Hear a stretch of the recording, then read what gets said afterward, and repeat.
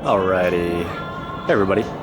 Gonna do a quick tutorial, quick as I can, explaining the 2008 FZ6 front brake caliper replacement. Pretty easy job, need a simple couple tools and a little bit of know-how. You're off and running. Alright, get straight to the point here. The tools that you will need. Needle nose, flathead, 12mm wrench or ratchet or what have you, and new brake pads. I went with music's a little loud.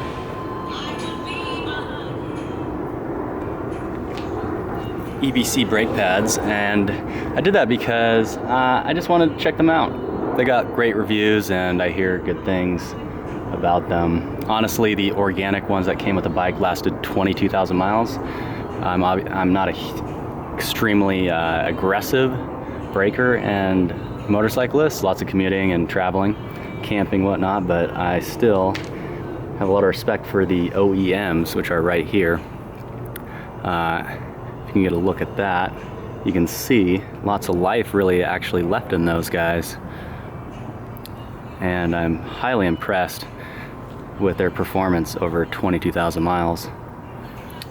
So, first things first, the mounting bolts here, they're going to be at 40 Newton meter in terms of torque. And one thing I did do is I set my bike up on a jack stand so I can easily turn the front end. So I have my regular center mount stand that I put up, and then I put my jack under to lift the front tire off the ground. And I'll give you a full view of the setup here. So, garage has shitty lighting. That's why I'm out here. And it's not raining. Alright, so hopefully this won't be too bad.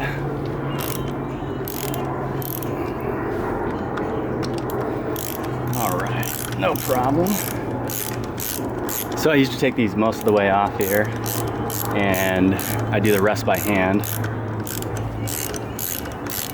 just so the brake unit doesn't fall and weight this wire, the tube that holds the brake fluid. And wow, really got after that one. Also, as you may have noticed, I have already replaced them, and I decided to video after I replaced them, just because I didn't see a good one online that was really had a good, very specific way of describing how to do this. So, after you get these 12mm bolts out, the mounting bolts, one trick so you're not weighting said brake line is I hang a bungee cord from my bike, and then you can very easily throw it around here or through there, wherever works. I tend to put it through there, the mounting hole. And so, get a better angle. So you'll notice, brand new. Anyway, you got a retaining clip, which is the old one. I kept that, didn't need a new one. And there's two cotter pins on each side of this. You'll see an axle going through here. That's what retains your brake pads and holds them in place, but allows them to move. So, needle nose, pluck those guys out. Make sure you got a good surface to put your parts on, most important. And I put my hand underneath so these brake pads don't fly out of there once I push this axle through. And some of those are hard to get through, but if you use a nail or something, you can poke them through pretty easy. So, go ahead and take out the retaining clip. And the brake pads. She will grow way more, but she's quite large already. Now, you'll notice that these are pretty far from, which is a good thing. You don't want those, don't hit your brakes right now, essentially. You don't want the pistons to touch and or lock or be pushed out, which they can. One thing I did do before I did this, the brake pads, is I changed the brake fluid, which is much easier, and then you can pop these out and clean everything. I might do another video on that if people are interested. So, let's say I just took these old brake pads out. I did notice some of the new brake pads don't come with a backing like this, and if that's the case, you can usually reuse the old clip-on metallic perforated backing from your old brake pads. But these mostly came, so there's the old style. You can see that. So basically everything reversed now. Brake pads together. Slide them back up into your caliper.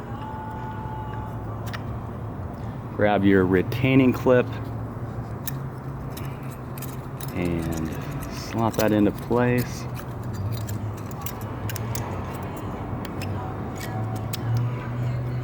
And now I just have my hand underneath to be able to adjust and line up the perforations there so I can slide my axle through and make sure those little holes are visible and easy to access, because you're putting cotter pins through those shortly.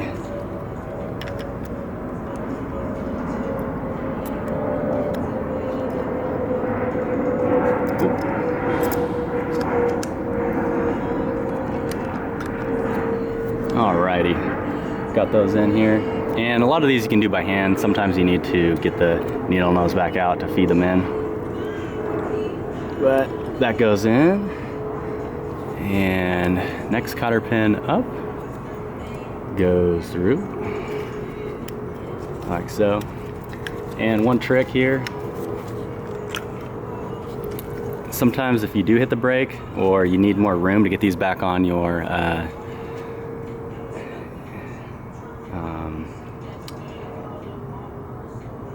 disc, blanked on that word there, I just use the packaging and I'll fold it in half and then I'll slide it into the brake, and now I have a protective layer so I can take an utensil there and put it in, flathead in this case, and I twist it lightly. And by twisting it lightly, I'm basically just spreading those apart so I have room to slide it now onto my caliper, which should be quite easy at this point. So that slides on like so, and just to hold it in place, I'm putting the top one on here just lightly. And this is where your Loctite comes into play. Make sure you use it, especially on brakes. And the front end is of utmost importance. So I just put a little bit on. Ooh.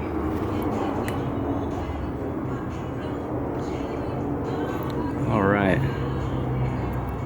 And depending on the strength, you may need more or less. This stuff is super strong, so I put a little bit less. And I like it to essentially work its way around those threads a little bit. Now, ready to roll.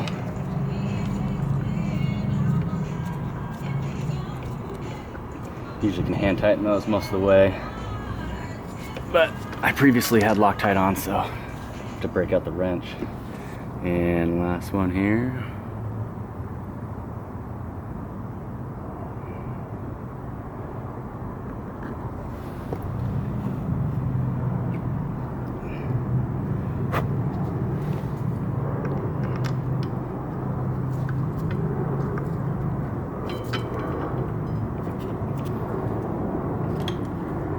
And the biggest factor with these is you basically just don't want to cross thread.